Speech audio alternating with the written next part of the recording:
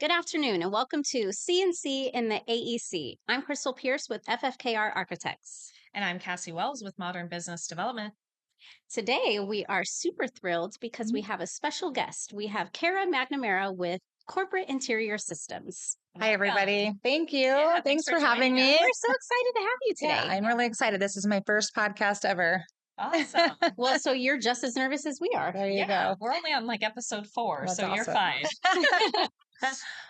So tell us a little bit about yourself and your history in the industry. History in the industry. Well, I grew up in the industry. So my mother started corporate interior systems when I was 4. So I always say I've been working since 4 years old.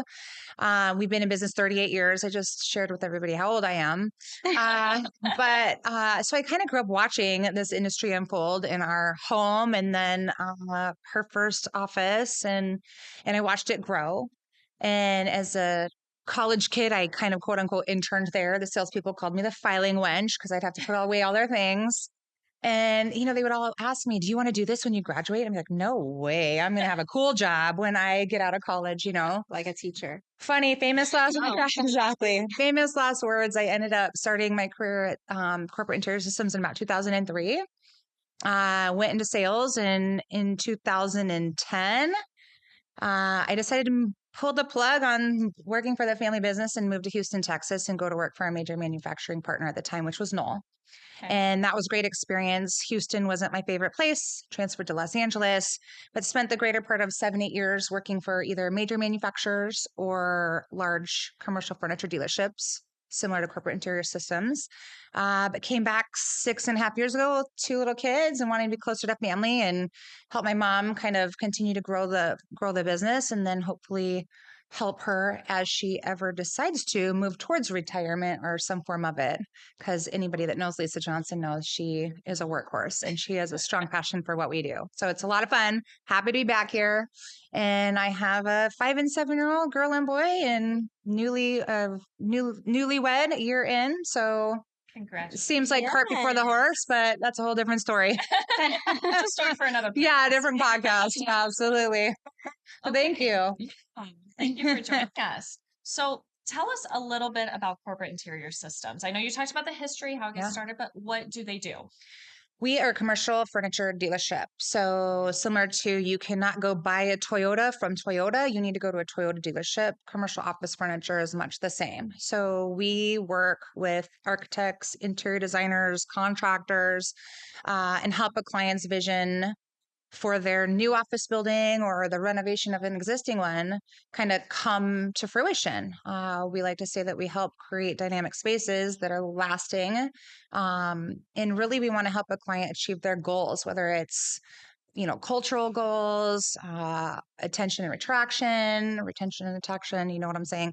But we want to really help a client put together a space that makes sense for their culture, meets their budget, and is visually and aesthetically beautiful. So yeah, Awesome. that's what we do. Yeah, there's a lot that goes into furniture. Yes, more than you would ever know. And similar to like we partner with AV companies Right. to help kind of create a space that functions, their conference rooms, their training rooms. So there's a lot that goes into a new building in general.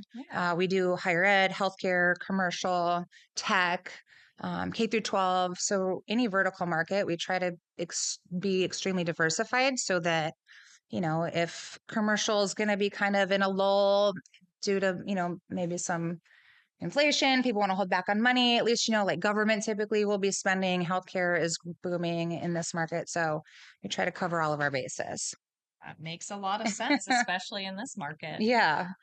So we brought you in to talk a little bit about the difference between in-office environments, hybrid or flexible environments, and strictly work from home environments, because there's a lot of discussion, especially as you mentioned, with retention, with hiring. People are on the move left and right, and being in the office can help make those decisions for some people. So let's talk a little bit about returning to office specifically. A lot of companies have been back in office. Some are returning soon, and some, are hybrid. But yeah, I think that Oh, didn't mean to cut you off. No, you're good. I think, we got to kind of run the gamut and not only have to navigate through the pandemic and work from home versus not as a company, but also have companies and clients of ours looking to us to help them figure out what to do. And we've seen a lot of companies that,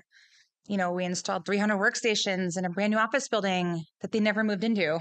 And so then what do they do with that space? Or had these giant floor plates and they sent everybody home only to realize we don't like everybody being home, but we have too much real estate. It's expensive. Mhm. We can shrink the footprint of each individual's workspace and let them kind of flex in and out. So we can have 2/3 of the workstations that we used to have and let people kind of come and go different days of the week. And then you have companies that said, nope, we are in office and that's the way we're going to do it. And it's been a real interesting life experience to watch it all happen and see what works for certain clients. For us as employers, it's been really hard to navigate because even generationally, it's like if we tell everybody they have to come back, are they going to want to quit because they can go work down the street and maybe never have to be in the office, Sure. or they have a different version of hybrid that they like better. Right. So it's hard. I think also you have different generations in the workplace. And so, not to call anybody out, but boomers want to see everybody in the office and they don't think work is happening if they can't see you. And then you have kind of the Gen Xers like me, a little more flexible. Millennials and below are like, I can do anything from my computer. Why do I have to come in? But Well, and ultimately, it's a culture they never knew, right? yes, Like if right. they've never been in that environment Yeah. where they're expected to be somewhere Yeah.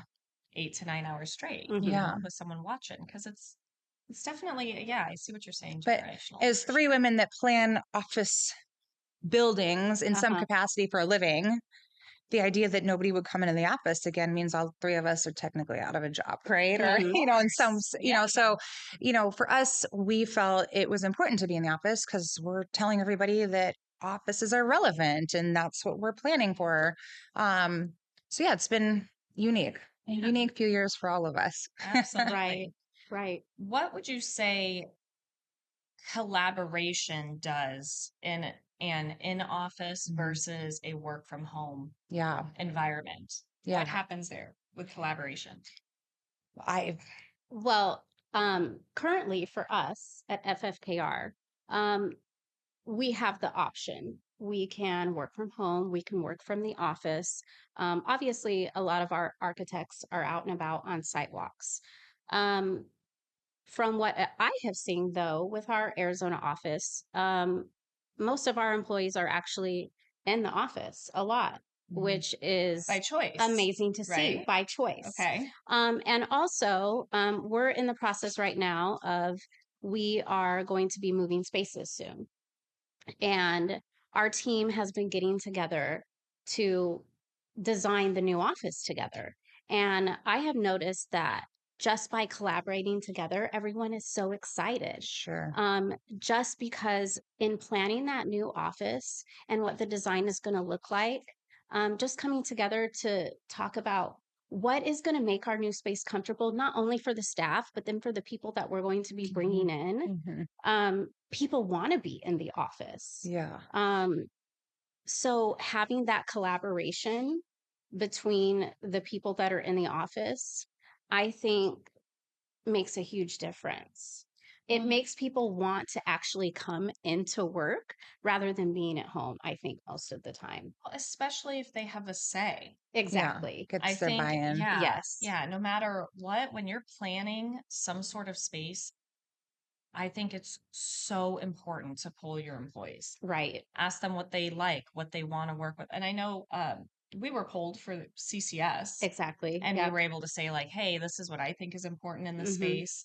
And a lot of that we ended up seeing, Mhm. That's So awesome. that was like our cafe down there. They Oh, asked it's our input. fantastic. If you And I'm haven't like, been to Yeah. their new office, you need to come. the Yeah. CCS It's building, fantastic. really, really nice. But I Yeah. remember them asking because in business development and sales, we would be hosting people there. Mhm. Mhm. What do you think people would like to see? And I remember feeling very empowered offering my opinion because it is what we did for a living. Right. And Right. so I think that's really important that when you're planning a new space, ask your employees what they think Yeah. because they're going to be the ones there, right? So I think even just coming together for these team meetings once a month, it's just Yeah. nice. There's something lost. Yes, we can function remotely. We can function over Teams and Zoom, but my team would laugh at me probably because I'll be like, all team meetings need to be in the office. And then you'll have, well, but like I have to do X, Y, Z. It's like it's easier for me to just kind of Teams in. And if the whole rest of the team's like, yeah, we can just Teams, then I'm the old lady, right? That wants to like all of us get together. But for me, and I'm only speaking for me, but I think there's others out there like me. Yes, we can function over Teams and we can see all each other's faces and answer all the right questions and punch all the right boxes. But there's something missing, than when you're just sitting here talking and like Mm-hmm. we're engaging and it's just a feeling that's different. So I do think that there's a little bit lost in translation when you're not coming together in person regularly. Do I think that every meeting has to be in person? I do not. I think that there's Right. certain meetings that absolutely should be, and then there's certain meetings that doesn't even make sense to get in your car and drive. So, it's just kind of identifying what meetings are really important and what meetings are not as important, and then having everybody agree to that, Yeah. I think that makes a lot of sense. and Yes. watching people kind of navigate. Well, I didn't think that meeting was that important, so I didn't Teams in, and it's like, or I didn't drive in, and it's like, you didn't think that whatever it is, new Yeah. client kickoff meeting was, Yes. it's like making sure that everybody's aligned to what we call important, so that we don't have egg on our face, Right. Yeah. and people don't perceive us to have a lack of effort because we Sure. didn't want to drive, that Right. kind of stuff. Right. So There was a term that you and I discussed last week in a separate meeting.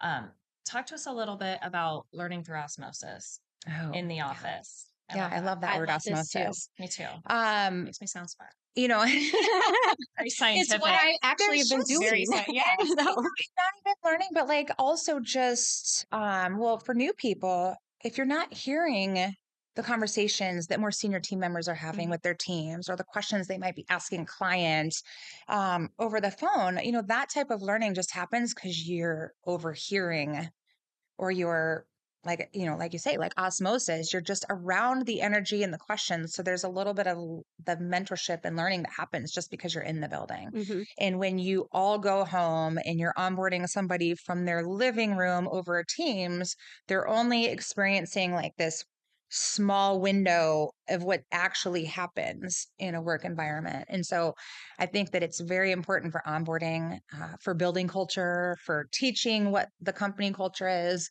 to be in person for a lot of that. I think something, I didn't mean to interrupt You're good. you.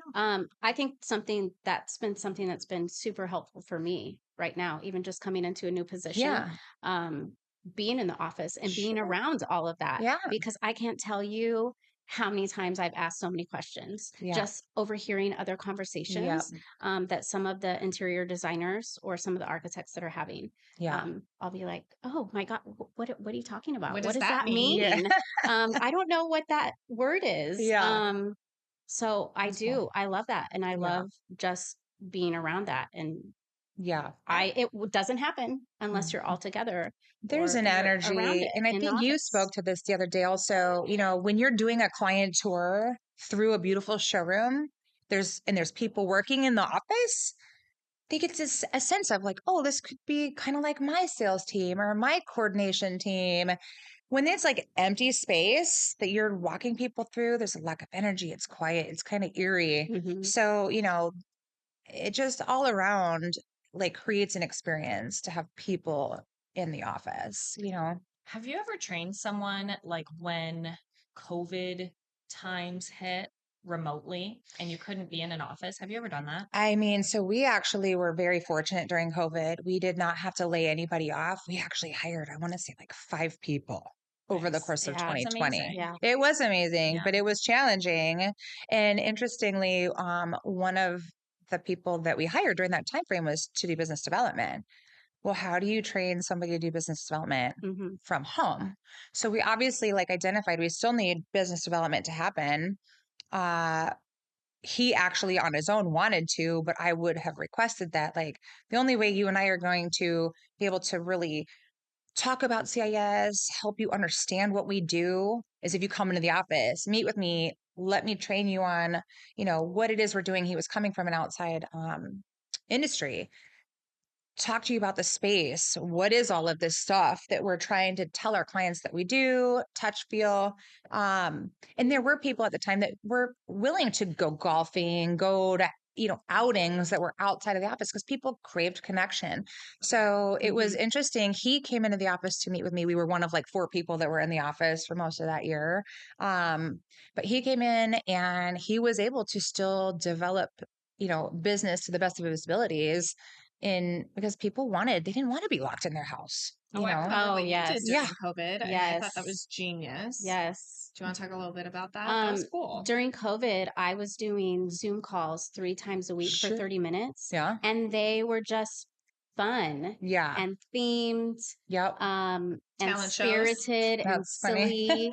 And they Trivia. weren't about business. Yeah. Yeah. It was just fun. It was a nice case of the break. Mondays, wind down Just to- Wednesday, just fun to keep some Fridays, bring your connection pet to happening, work. right? Yeah. It was Well, just trying to relieve stress for people. Yeah. Yeah, Really. and it did. And it Yeah. was something that I know I looked forward to. Mm. And there were some deep bonds built because the Yes. people that were on that call like each Yes. week missed people. You could Yeah. tell. Yeah, Sure. that's where my Wind Down Wednesdays it stemmed from Originated from. that. Nice. So we have a core group of people, and there were people that were on every call. That's crazy. That's It awesome. it became Well, something pretty special. And for me, with 2 young kids at home, the last place I want to work is home. I know. Like, honestly, the Right? last place that I ever want to be, especially when my kids were home, is home working because my kids are distracting. My kids are not, I always joke, they're not well behaved. They're cute. That's why they're alive, So I remember, thank God my kids were too little at the time. Their school was shut down for 2 weeks only. I remember being on a Zoom call with an AV guy, actually. And kids are doing laps around the kitchen, screaming, crying. And I'm just like, hey, can you just like hold on a second while I smack one of them in the head and threaten the other one's life, and show on for this one and give this one ice cream just to get them to stop. I felt for people with kids. I don't have children. I remember though I was by myself. Yeah. But I went through some serious sadness during that time because it was even hard just during that time. Yeah. So having that separation of church and state for me, if you will, like home is home for me. Work is work. Now, do I work from home sometimes? Sure, a little bit here or there. In my position, it's difficult to do that. But if I have, a lunch on my side of town, it's like, okay, guys, I'm going to work from home this morning. I'll be in after lunch. For me to spend days a week working at home, it doesn't really work for me because I don't want my home to be work.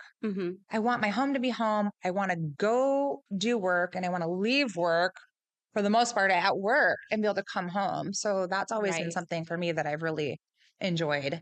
Prior to COVID, I worked from home when I was living in Los Angeles part-time, and I always hated that all my work was right there.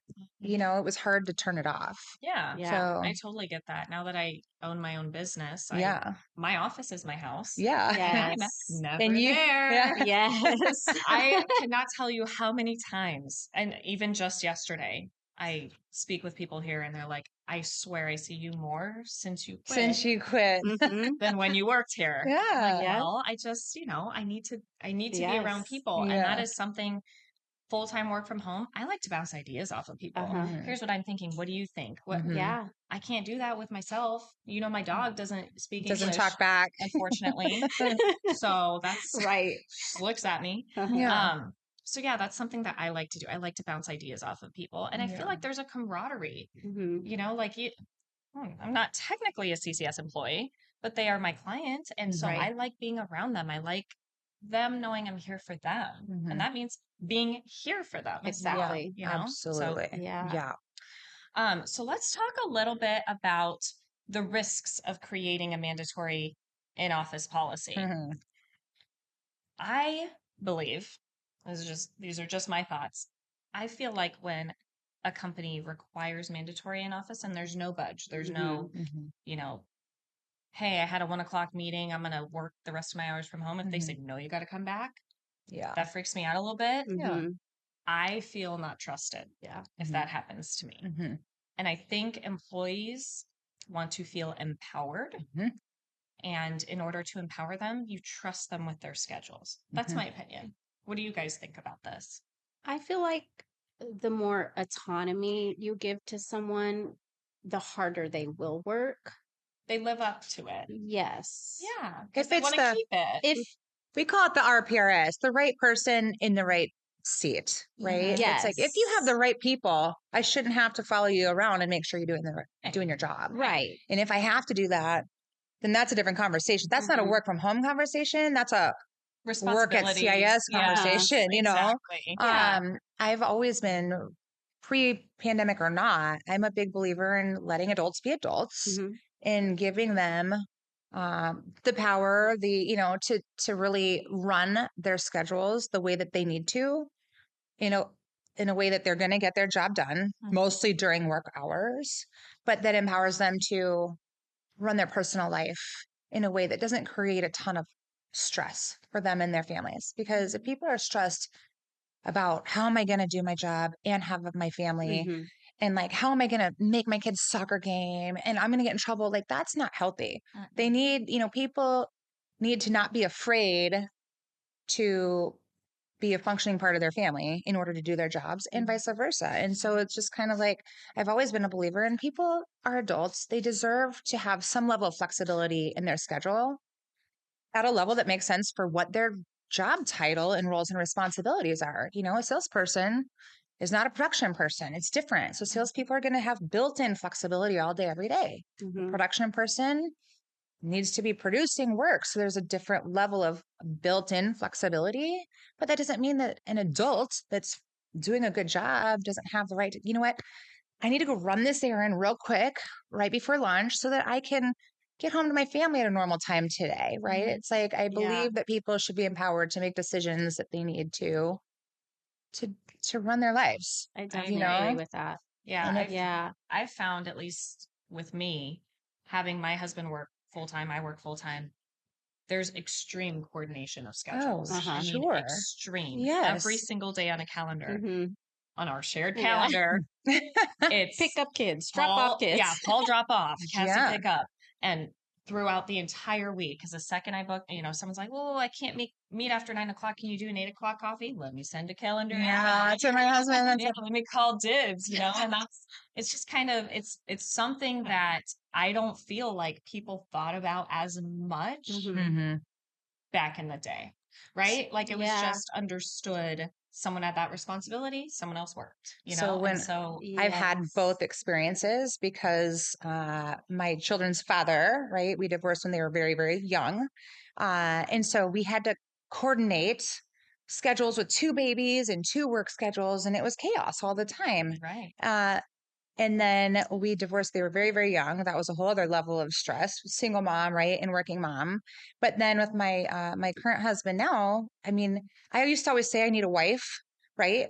Because I needed somebody to help me with all the things, right? Kids soccer, picking Yep. kids up, getting them to school, getting them ready, whatever, doctor's appointments, right? My husband now is mostly retired. And so the consulting work that he does out of the house.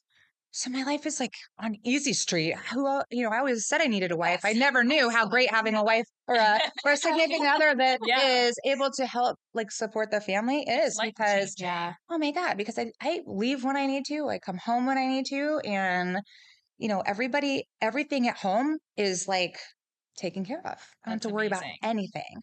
So not having to do that makes me have a huge appreciation for teammates of mine that I work with that they're both working people. They both have kids or whatever it is.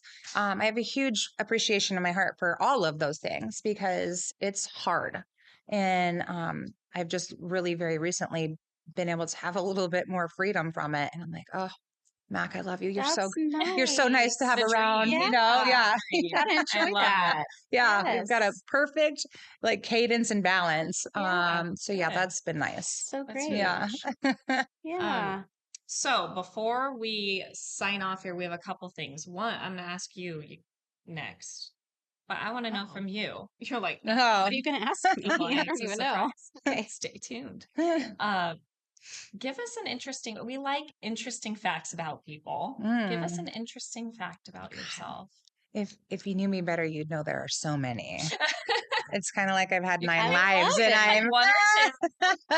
Whatever your favorites are. Let's see. Yeah. Well, actually, so I joined a jump rope team in first grade, and I didn't even know that was a thing. it was a thing. And to this day, I don't know. There's a girl out there called Lauren Jumps, and she's like this crazy jump roper. Next time you see that girl on YouTube or Instagram or whatever, like think of me, because that's what I'm doing in my driveway at 5:30 in the morning. So I am like I'm an obsessive jump roper now. No, No, but I but just that's what never, she as a does, kid, yeah. I started jump roping and Oh, double dutch I was and like, there's a team now. tournaments. Yeah, I no. bet there is. I bet I there was is. in tournaments and, like I loved jump roping and I just never stopped. So you will see me doing tricks in my driveway if you ever drive by my house. Now Jump I roping. see. All my neighbors love to drive by and get the crazy jump roping lady. What fun gifts to send you. I know. Yeah. Well, I have a rope for everything. Trust me. PSA, any other jumpers? She's looking to build Yes. a team. I Yeah. love it. Yes. I'm trying to teach all the neighborhood kids how. I right? love that. That is Yeah. so funny. So there you go. I'll send you a video later. Okay. Yes. Okay. Well, then I have a question for you. Okay. Did you learn a new phrase in Italian? I have learned some new phrases. Can you give us, what's your favorite new Okay. phrase in Italian? Okay, I'm gonna have a new phrase. Okay. La scimmia legge il libro. Wow.